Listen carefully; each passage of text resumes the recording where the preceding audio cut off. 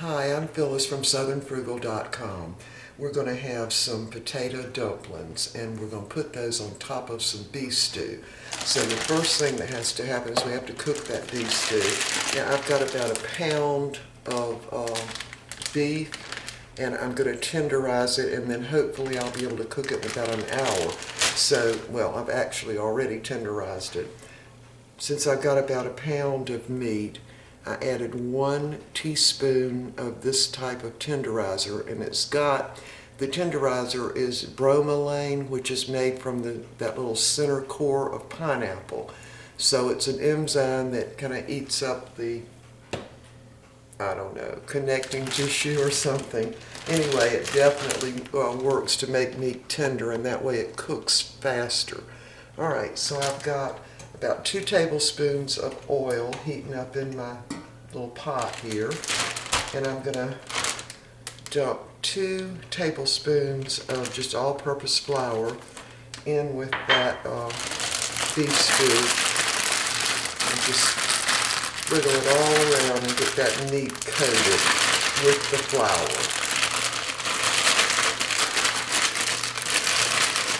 Now, the meat will cook faster if you use tenderizer, and the bromelain is just, I guess, dried core of pineapple is what it is, but it's a pretty powerful enzyme,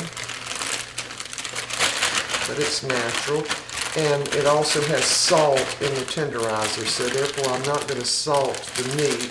And also we're going to be adding some beef bouillon, which is also salty, so that's another reason to not add any beef. My burner's wet.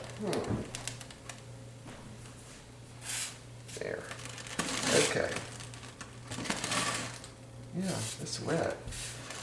I don't know how that happened, but anyway. Alright, so we've got this meat pretty well coated now in the 2 tablespoons of all-purpose flour.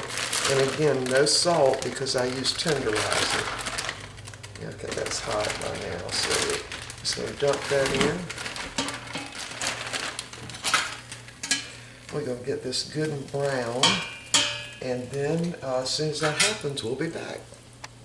Okay, we have got our meat somewhat browned, and now I'm going to add the bouillon. So this is 1 cup beef bouillon, and that's just one of those little cubes. I'll show you. The Weiler's, 1 little cube of bouillon in a cup of water. Just going to dump that in. Now that flour mixture will somewhat stick to the bottom of the pan, probably, but that's where your taste is going to come from, the great taste. So that will all come up as it's cooking. Alright, so now I'm going to add, this is about 3 medium-sized carrots, and they're cut in chunks about 1 inch. So we're going to dump those in, and we're going to add about another 1.5 cups of water. About 1.5 cups. And we're going to let this just cook, probably on medium-low, for about an hour, I'm thinking, and it'll be tender. Anyway, once it's tender, we'll be back and we'll make the dumplings. Alright, we are back and our beef stew is already done. The carrots, of course, are done also. And so we're ready to make our dumplings. So, here's what we've got. Potato dumplings. Now this is 2.5 cups of shredded potatoes, and they're raw. And they've got a little oxidation on them because I shredded them up maybe 30 minutes ago. So to the 2.5 cups of shredded raw potatoes, and by the way, these were baking potatoes. And after I shredded them, I daubed them off a little bit with a paper towel to absorb some of the moisture. So we're going to add 1 cup of just breadcrumbs, and these are soft breadcrumbs, they're not dried. I'll just put that in there. And I get a spatula. So we want to just toss that around with the breadcrumbs.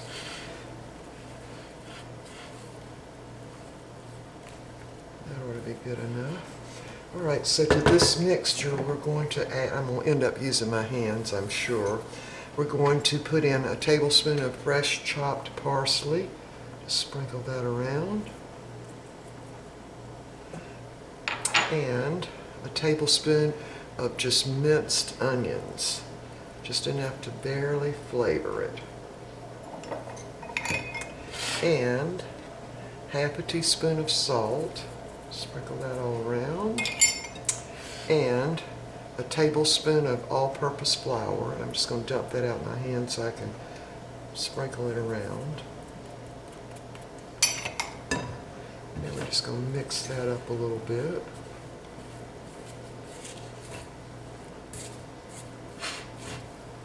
Just easier to do with your hands. Alright, now we're going to add 1 beaten large egg, and that's what's going to kind of hold all of this together. Alright, so now I'm just going to toss that around and get that egg all mixed up in there.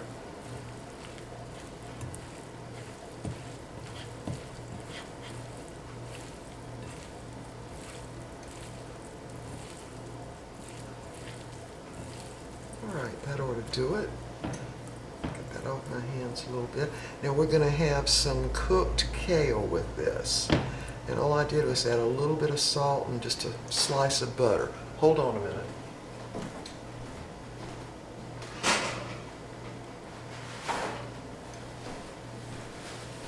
To wipe my hands off a little bit. Alright, so now we're going to form these into little dumplings, and we're going to put them on the pot, or right on top of the beef stew and the carrots that are boiling. So I'm going to go ahead and turn my burner up to really just a little above medium low. Alright, so we want to take some flour and put that on our hands and just pick these up and mash them together as best you can. Then we're going to roll them in some flour.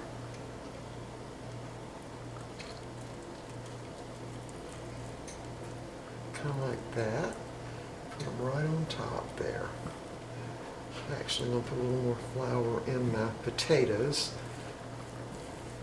Yeah, so normally if you were fixing like the German potato dumplings, you would actually leave the potatoes out after they were cooked and form the little balls. Alright, so I'm going to finish making these, and we'll be back when I get through and I'll show you what they look like. Alright, here's what the dumplings look like while they're cooking. Now I'm going to turn my burner down so it's just barely steaming a little bit, because I don't want it to boil too fast and then cause all my dumplings to kind of fall apart.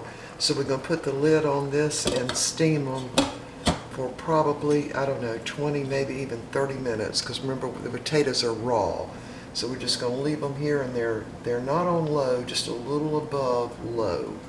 Okay, and I did have to add about another 1/3 of a cup of flour because my potatoes were really watery. So you could dry them off with a paper towel or whatever, but you want them, somewhat dry. And remember, the potatoes are raw, so they've got to cook. Okay. All right, so we will see y'all when these get done, and we'll have our plates set up. All right, see you in a minute. All right, we have got our meal completed now. Here are the dumplings steamed over top of the beef stew. We're having some cooked collards, a couple of pieces of French bread toasted with butter. There's our iced tea. So I just allotted us 4 dumplings each. Now these are a wet dumpling, but they are very, very good. All right, and we've got enough left for another meal. So we will see y'all next time.